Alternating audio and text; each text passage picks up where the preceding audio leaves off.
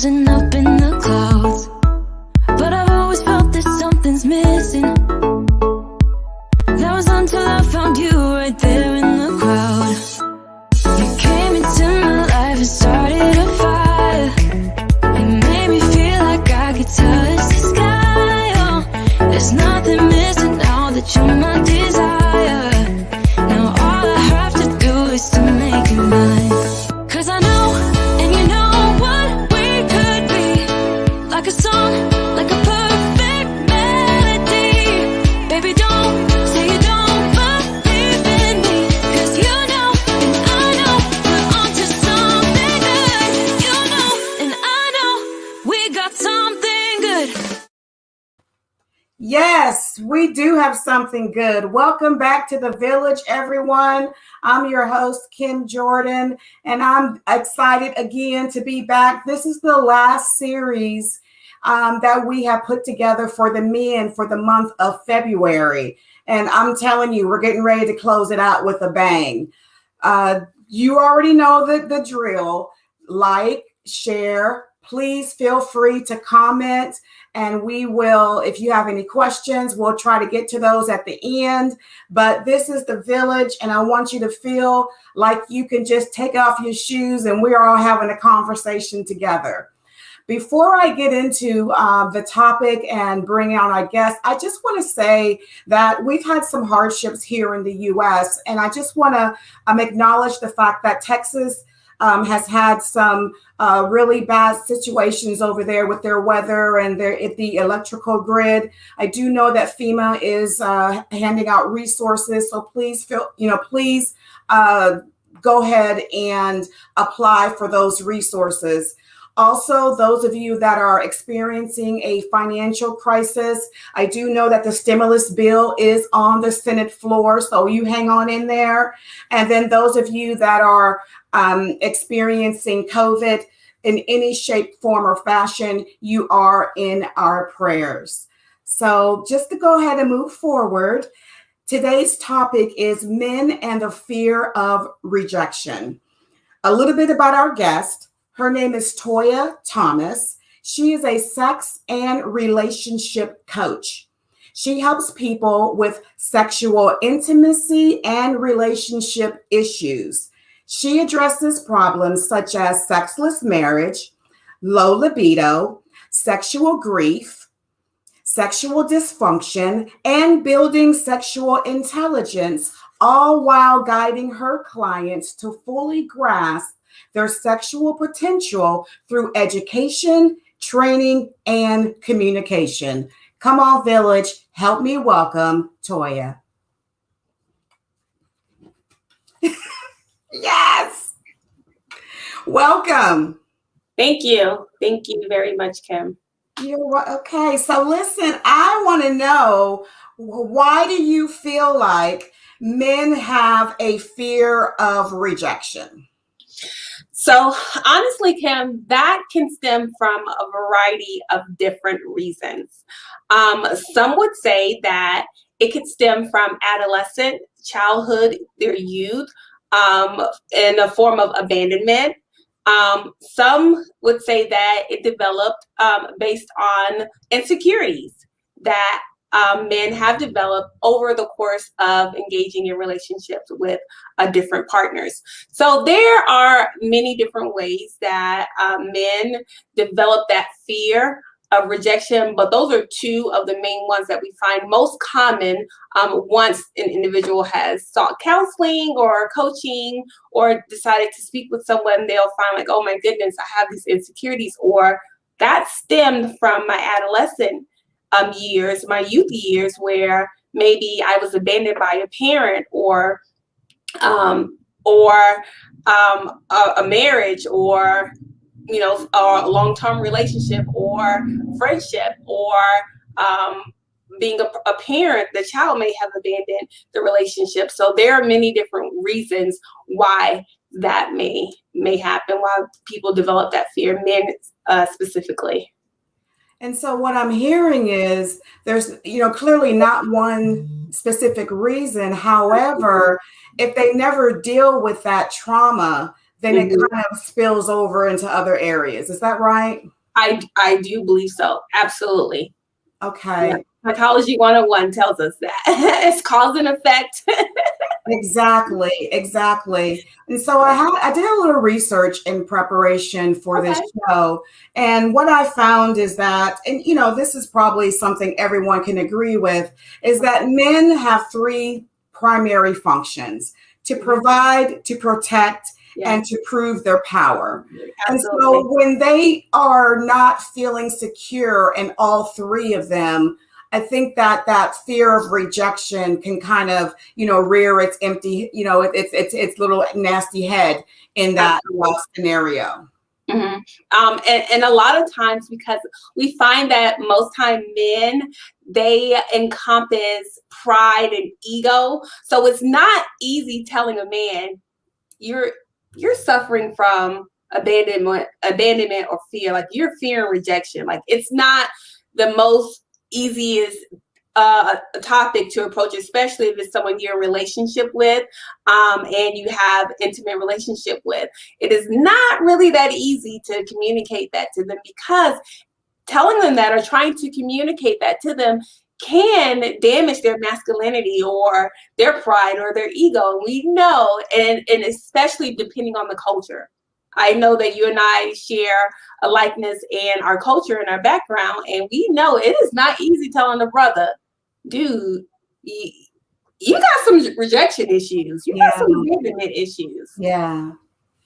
Yeah, so I think that I've now that we're talking about it, when I think about different relationships and I see men that are very possessive Yeah. with their women and their relationships, I feel like that comes from, in the background, them having some abandonment issues. And so that very well may be one of the reasons that they are experiencing that, for sure. When I look at the way that a person interacts and how they portray themselves, sometimes you can be communicating to a person that I'm not ready. I'm ready. I want to move forward, but I'm just not ready to commit. I want to be your friend, but I don't want to, a full-fledged commitment. And that could come across for someone who has issues with rejection as rejection, but that's not the case. You're just saying, I want to slow walk this whole relationship. Mm-hmm. Yes. So I'm not sure if you could see where my computer blanked out for a moment. That's okay. I do apologize for that. I don't know what happened, but yes, I did catch the end part of the telling what you were saying about how one could communicate. I just want to go slow. I want to do things, just in a slow manner, step by step. Just take things slow, and how someone could perceive that as, oh my goodness, something's wrong with me. I did something wrong. I'm not making this person happy, or I'm not good enough for them, but I really truly believe that a lot of times those things come from insecurities that have been established within that male figure. And I know men do not like to express themselves or talk about their feelings or emotions, but fear is a feeling. Yes. And that's something that has to be addressed, especially in men. I know a lot of times we like to compare men and women and say, oh, men are from Venus, Mars, and women are from Venus, or however it goes. And we think that women are very complex creatures, while men are very simple creatures. But when it comes to the fear rejection in that area, particularly, men are very complicated, because it's not just fear of rejection. It comes with, not wanting to disappoint and not wanting to not feel relevant. All of that embodies that feeling of fearing rejection. Mm-hmm. I totally agree. Just as I said earlier about men being wanting to provide, protect, and prove their power. Mhm. For me personally, when I think of a man that I would want in my life, I think that I'm looking for someone that would guard, govern, and guide. And so, if they Mhm. can guard, Yeah. govern, and guide, a type A personality, then I feel like I can kind of rest easy and and submit to that. But if you have the ability to be that person, if you have fear of rejection, you're not being your 100% authentic self. Mhm. You I know, agree. I agree. right. And so I feel like it's not fair for men to go into enter into a relationship if they have fear of rejection. Johnny Thomas is saying that men like to be in control. I do too. I like to be in control too, Kim. Yes, I do agree with that statement Mr. Thomas made. I do agree that most men, especially that A-type personality, they like to be in control. And even if they don't have that A-type personality, men typically like to be in control. They like to be viewed as the head. They like to be have a relevant position and role in it, and they like to be, it verbalized to them, and they like to be appreciated. And so, being on top, being in control, and fear rejection, that just doesn't go together for them. And Hmm. any little sign of, oh my goodness, I may not be relevant. Oh my goodness, she may say no, or I may not be able to please her.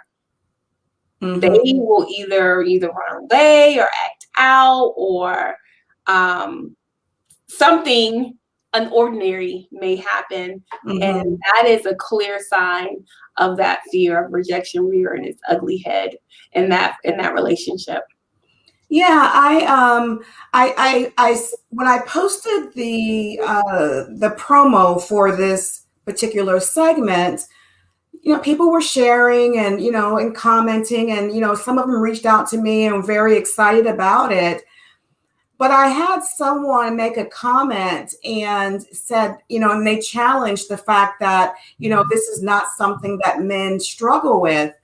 And in my mind, I never addressed it. I never, said anything back to him because, that's his way of feeling and I respect that.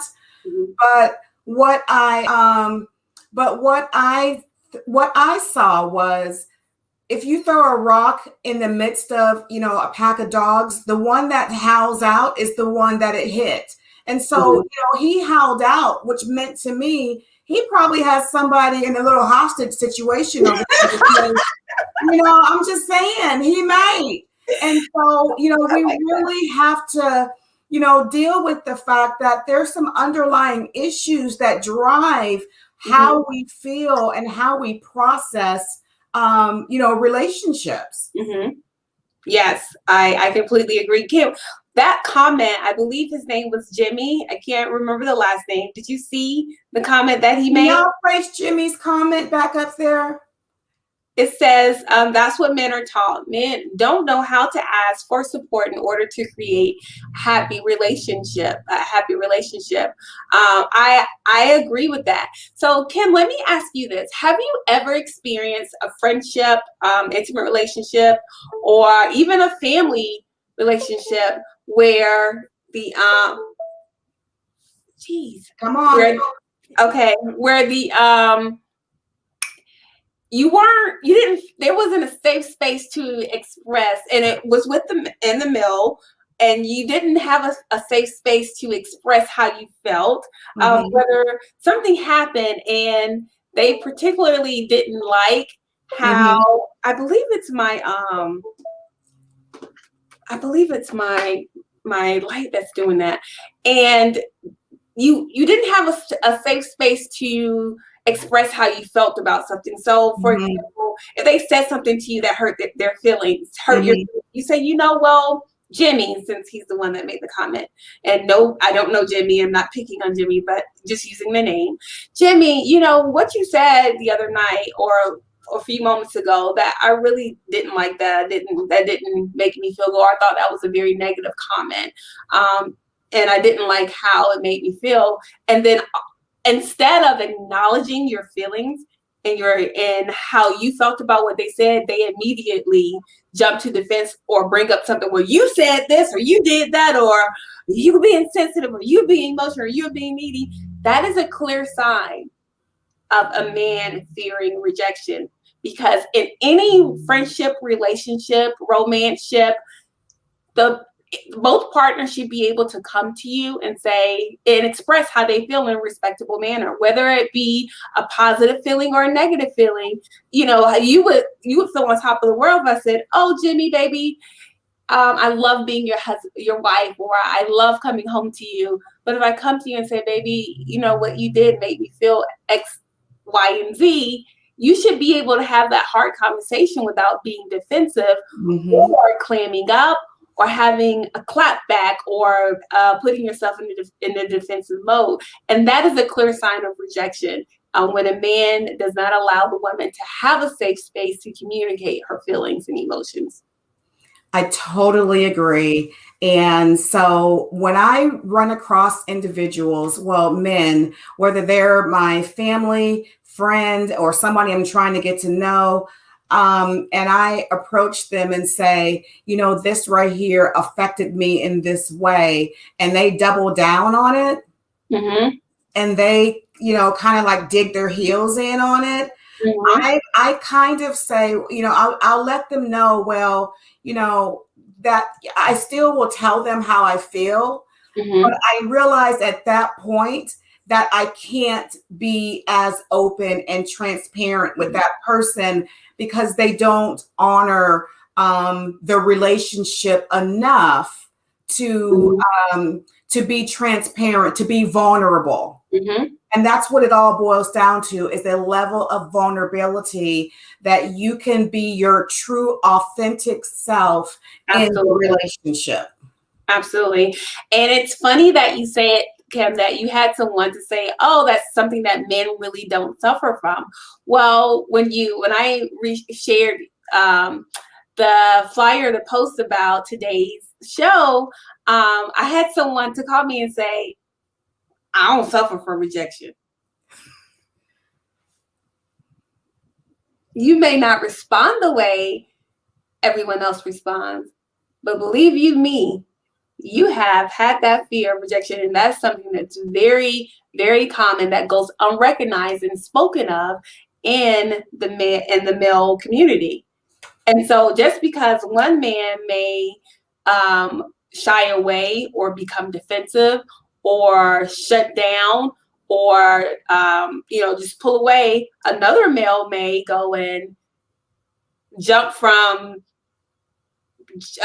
Jennifer and Nancy and Harry and everyone else to fill those voids, because whether we realize it or not, that fear of rejection, that feeling, that empty feeling, creates voids. And that's how some men fill them, by going from one woman to the next. Yeah. And so it's just being able to recognize it. And that's one of the ways of overcoming it, recognizing it, identifying it for what it is. And just to kind of piggyback on what you were saying, when I see someone that perhaps wanted to have a relationship or get to know someone, and that a woman, said, "No, I'm not interested." Their response tells me if they are, suffering from the fear of rejection. If they say, "Well, you know what, I really liked her, and but she shot me down, but that's okay. I'm gonna come back in 2 weeks. Whatever." That's healthy. But if they say, "Well, bump her. Well, she don't even, I ain't really wasn't, she all that anyway." Is, when that skin start gathering right here,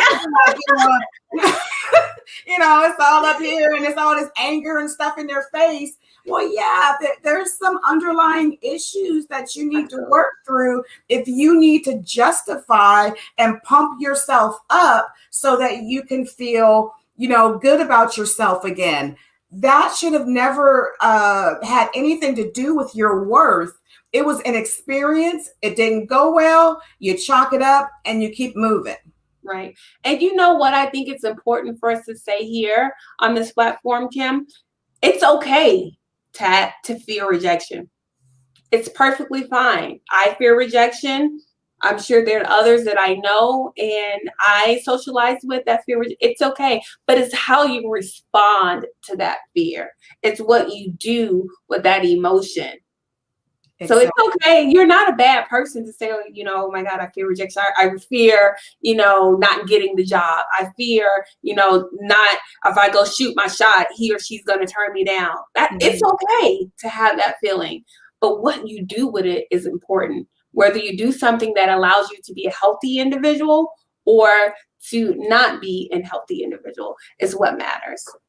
So I want to kind of pivot just a little bit because I know not only are you a relationship coach, but you are also a licensed sex therapy coach. Yes, And I am. so when a man has a fear of rejection, how does that kind of affect their sexual performance? I have experienced it going from one extreme to the other. What I mean by that, Kim, is that I've experienced men that have that fear of rejection heavily and may operate in a manner where their libido may drop and have no interest in sex at all and not be able to perform because it's psychological. And then I've experienced men, not saying that I'm sleeping with them, but as far as coaching and counseling men and couples that they will go and sleep with everyone else just to prove their worth, Mm, just to prove that they're relevant, that they mean something, just to say, oh, okay, I still have it. I can still do it. I still have it. mm, And so I think it depends on the individual and how, whether it takes them here or there. But I don't believe that there's just one set behavior on mm. how a man may act or how it affects their sexual performance or drive when they experience that fear of rejection. It honestly just depends on the individual because I've seen it go both ways where the guy says, you know what, I'm not doing this, I'm not good enough, I'm not going to engage in sexual activity at all, and just really don't have a desire to. And then Mhm. I've seen men because they want to make sure they still have it, and she's crazy and she don't know what she's missing out on, and I still got it, and watch me go stroke it and go sleep with everyone else. Mhm. And so I'm not saying one or the other is better or worse or healthy or not healthy. Um, Mhm. but I do think it's very important to be able to understand who you are and where you are and accept it. And if it's something that you can work on and it's something that you want to work on, then that is something that you need to do as an individual and seek help. Talk about it with trusted individuals. Um, and get the solution that you need because it's not a healthy thing for you to go and sleep with 20 different women just to prove yourself. And then I don't believe it's also a healthy thing to just completely shut down and not engage, especially if you are in a committed relationship or married, because your partner has needs as well. And you shutting down is not healthy for your relationship. So, we have probably about 7 or so minutes left. So, I want to talk about the person that has the performance anxiety. Okay. And, and how do you kind of coach someone through? Like, give me some helpful tips for someone right now that is having performance anxiety and sometimes they're unable to perform. What do you say to that man? Well, I would tell that man that I would ask the question, are you in a committed relationship? Are you married?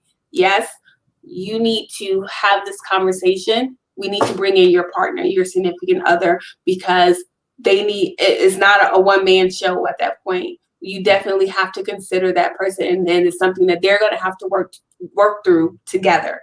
And so, depending on yes or no, then we bring that person in. And if they're dealing with performance anxiety, we would start first identifying the why.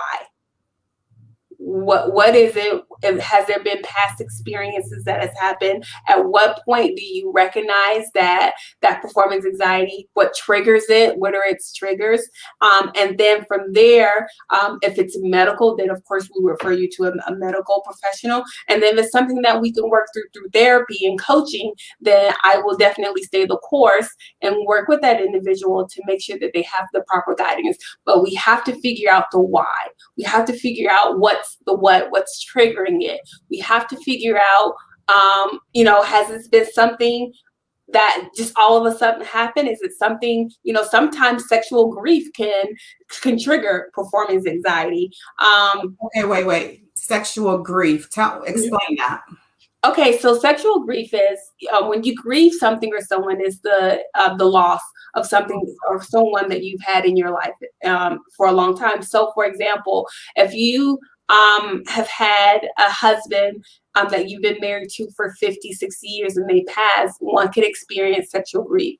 If you are a woman that has had breast cancer or cervical cancer and has had those body parts removed, or surgically reconstructed in some form of way where your body is not the same or doesn't look the same, or you're not able to perform the same, that can trigger sexual grief as well. And with that, one can also then have performance anxiety because, again, it's psychological.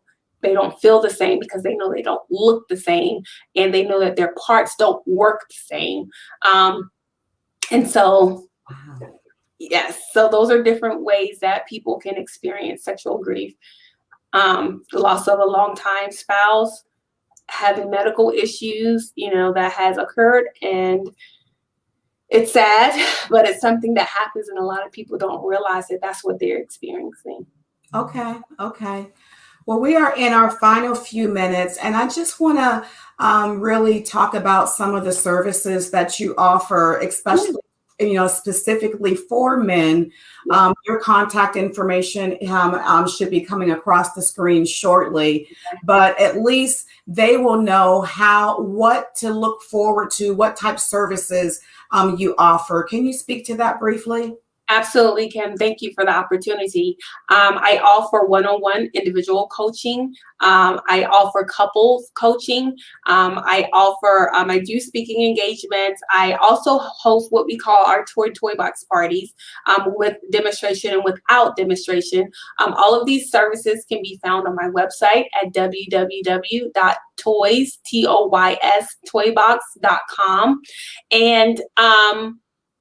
And you can book there, right there on my website. You can see all of the services that I offer. You can see my background and my history, and just all about me, all about what I stand for.